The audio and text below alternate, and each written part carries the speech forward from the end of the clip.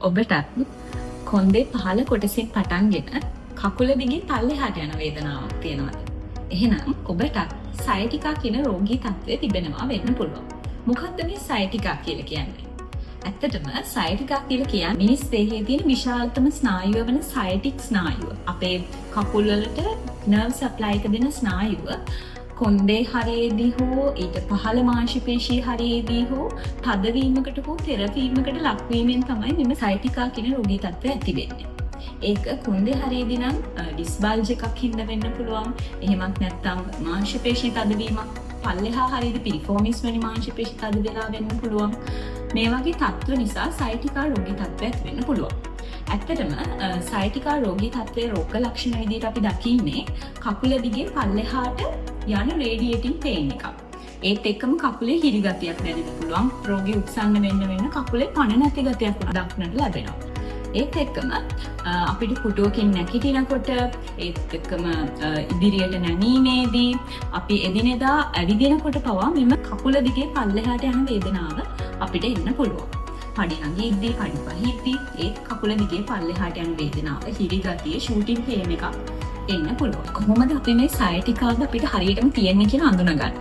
ඒක ඔබට ප්‍රශ්නයක් වෙන්න පුළුවන්. කාලයක් තිස්සේ තියෙන කොන්දේ අමාරුවකින් ඔබ පීඩා විඳිනවා වෙන්න පුළුවන්.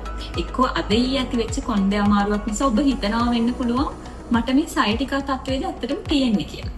ඉතින් අපි කොහොමද මේක අඳුනගන්නේ? ඇත්තටම කොන්දේ අමාරුවක් කිව්වම කොන්දේ අමාරුව ඇති වෙන්න පුළුවන් විවිධ තත්ත්ව තියෙනවා. ඒක මාංශ පේශී සහ සන්ධි ආශ්‍රිත ප්‍රශ්නයක් වෙන්න පුළුවන්.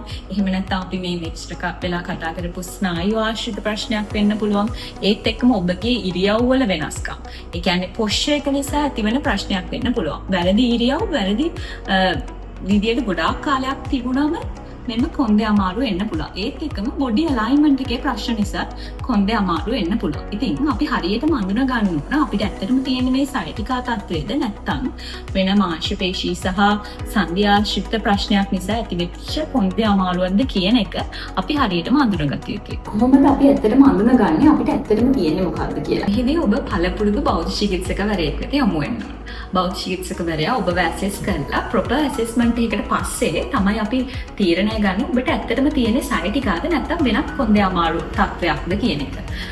ඔබ ඉරියව් නිසා පොස්චර් එකේ ප්‍රශ්න නිසා පීඩා විඳපු කෙනෙක් නම් කොන්දේ අමාරුවත් එක්ක අපිට මොමන්ට් ඇනලිසිස් එකක් එහෙම නැත්නම් බයෝමෙකැනිකල් ඇනලිසිස් එකක් through තමයි බලන්න වෙන ඔබේ බොඩි අලයින්මන්ට් එකේ ප්‍රශ්නයක් තියෙනවද එහෙම නැත්නම් වෙන ප්‍රශ්නයක්ද මේකට හේතු වෙලා තියෙන්නේ කියන එක. ප්‍රොපර් ඇසෙස්මන්ට් එකකට පස්සේ ෆිසියෝതെරපි ට්‍රීට්මන්ට් වලට අපි යොමු වෙනවා. එහිදී IR therapy, myofascial release, shock wave therapy, laser therapy, ඒ වගේම ඉලෙක්ට්‍රෝ ඩ්‍රයි නීඩ්ලින් තෙරපි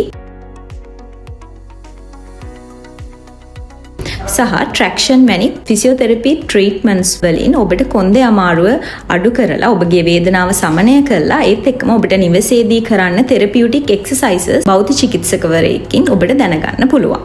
ඔබට අපි මෙච්චර වෙලා කතා කරපු රෝග ලක්ෂණ තියෙනවා නම් කොන්දේ අමාරුවකින් දීර්ඝකාලීනව පීඩා විඳිනවා නම් අදම අප සෙන්ස් රෝහල් හා සම්බන්ධ කඩිනම් ප්‍රතිකාරවලට යොමු වෙන්න.